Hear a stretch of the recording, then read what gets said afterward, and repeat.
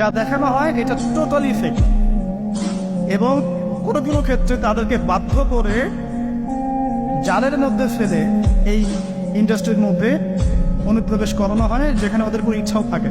একবার জড়িয়ে গেলে কোনো মেয়ে সেখান থেকে আর বের হতে পারে না। শুধু তাই নয়, যখন তাদের শরীর কাজ করে না তখন তাদেরকে উত্তেজক এমন কিছু পদার্থ দেওয়া হয়, এমন কিছু হাইপার ডোজ মেডিসিন দেওয়া হয়, যার ফলশ্রুতিতে তারা ব্যাক টু ব্যাক দেখা যায় যে অনেক লম্বা টাইম তারা নাকি সেক্স করতে পারে না ওজন। তো এগুলো তাদেরই কথা, এটাতে আসক্ত নয় এমন মানুষ খুঁজে পাওয়া দুষ্কর।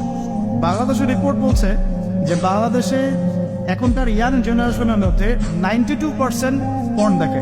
কত পার্সেন্ট?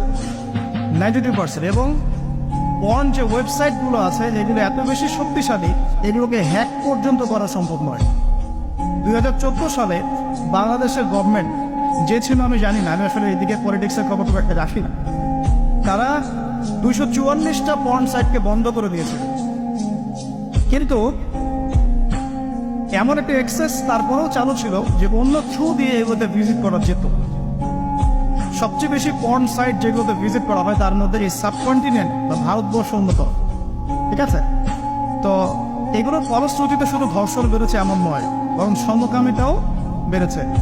এবং দেখা যাচ্ছে যে এখন প্রতি 10 জন মানুষের মধ্যে একজন নাকি, এটা রিপোর্ট, প্রতি 10 জনের মধ্যে নাকি একজন বিপরীত লিঙ্গের দিকে নয় বরং স্বলিঙ্গের দিকে আকর্ষিত হচ্ছে। এবং এই মহামারীগুলো দিন দিন বাড়ছে। আমি যখন লেকচার শেষ করবো তখন আপনাকে আমি কিছু হাদিস শোনাবো নবী সাল্লাল্লাহু আলাইহি ওয়াসাল্লামের এই যুগ সম্পর্কে কিছু ভবিষ্যৎবাণী। তখন আপনি মিলাতে পারবেন ইনশাআল্লাহ যে আসলে নবী সাল্লাল্লাহু আলাইহি ওয়াসাল্লাম কোন যুগটা সম্পর্কে সতর্ক বলছেন। তো মূল লেকচারে যাওয়ার আগে আমি আপনাদের কিছু পরিসংখ্যান শোনাচ্ছি, একটু মনোযোগ দিয়ে শুনুন। যে সভ্যতার কথা আমি আপনাদেরকে বললাম, ওই সভ্যতার কিছু পরিসংখ্যান উল্লেখ করে আমি আপনাদেরকে লেকচারের সামনে দেখে দেবো ইনশাআল্লাহ তাআলা। একটা রিপোর্ট বলছে, এটা দৈনিক জনকণ্ঠকে ছাপানো হয়েছিল, এটা ছাপানো হয়েছিল 16 অক্টোবর 2020-এ, যে তারা ওয়ার্ল্ডের টপ 10 যে কান্ট্রিজ ধর্ষণের দিক থেকে, নারী নির্যাতনের দিক থেকে এদের একটা তালিকা তৈরি করে। এবং এই তালিকায় একটু গেস করেন কোন দেশ টপে আছে। যে বলে বুঝতে পারছি না, ইন্ডিয়াটা সবচেয়ে টপে আছে ইউএসএ। ঠিক আছে, আগে থেকে পরিসংখ্যান দেখাচ্ছি, তারপরে আমি মূল লেকচারে যাবো ইনশাআল্লাহ। যে দেখা যাচ্ছে পুরো ইউরোপের, পুরো পশ্চিমা সভ্যতা ইউরোপের যারা হচ্ছে এখনকার মধ্যবিত্ত কান্ট্রিগুলোর, উন্নয়নশীল কান্ট্রিগুলোর রোল মডেল বলি আমরা, তাই না? আমরা তো সবখানে ইউরোপ বানাতে চাই। ইভেন আমাদের দেখা যায় অনেক ক্ষেত্রে মিডল ইস্টের, মধ্যপ্রাচ্যের কোনো কোনো কান্ট্রির লিডার বলছে যে আমরা এত সালের মধ্যে মধ্যপ্রাচ্যকে ইউরোপ বানিয়ে ফেলবো। ঠিক আছে, তো আমরা ইউরোপ বানাতে চাই। তো ইউরোপে দেখা যায় যে 15 বছরের কম, পুরো ইউরোপে 15 বছরের কম 33% মেয়ে 15 বছরের আগেই কারো না কারো দ্বারা শারীরিক নির্যাতনের শিকার হয়েছে, যৌন নির্যাতনের শিকার হয়েছে। আচ্ছা, সামনে আসেন। আমাদের পার্শ্ববর্তী দেশ ভারতের কথা এসেছে এখানে, যে প্রতি 22 মিনিটে একটা করে মেয়ে ভারতের নির্যাতনের শিকার হয়, যৌন নির্যাতনের শিকার হয়। বাংলাদেশের সংখ্যাটা কত এটা আপনারা বের করবেন, আমি পরে দেখছি।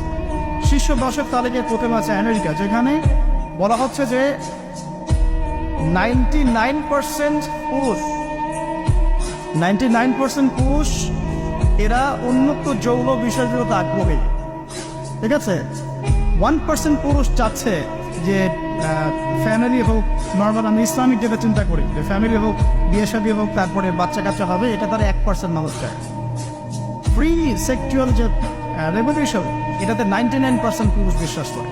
তারপরে আসেন, তারা বলছেন যে এখানে আমেরিকাতে প্রতি 6 জন মেয়ের মধ্যে একজন ধর্ষণের শিকার হয়, প্রতি 6 জন মেয়ের মধ্যে একজন ধর্ষণের শিকার হন। এবং যে পরিসংখ্যানগুলো করা হয়েছে এটা মাত্র 16% কেসের ভিত্তিতে, বাকিরা কেসই করেন। যারা কেস করেছে, এই কাগজপত্র আছে, এর মধ্যে দেখা যায় প্রতি 6 জনের একজন ধর্ষণের শিকার হন। তো এরপরে দ্বিতীয় নাম্বার তালিকায় আনা হয়েছে সাউথ আফ্রিকার, দক্ষিণ আফ্রিকা। এটাকে বলা হয় ধর্ষণের রাজধানী। কি বলা হয়? ধর্ষণের রাজধানী। এখানে দেখা যায় যে শুধু 2012 সালেই, অনলি 2012 সালেই 65,000 ধর্ষণের ঘটনা রয়েছে। আমি পরে আপনাকে হাদিসগুলো বলবো, আপনি আগে পরিসংখ্যানটা কথা থাকে। 65,000 ধর্ষণের ঘটনা ঘটেছে শুধুমাত্র সাউথ আফ্রিকাতেই। আর সাউথ আফ্রিকার 4,000 নারীর উপর জরিপ করে দেখা গেছে যে তাদের মধ্যে প্রতি 3 জনে একজন জীবনে একবার না একবার একজন পুরুষের দ্বারা যৌন সহিংসতার শিকার হয়েছে। প্রতি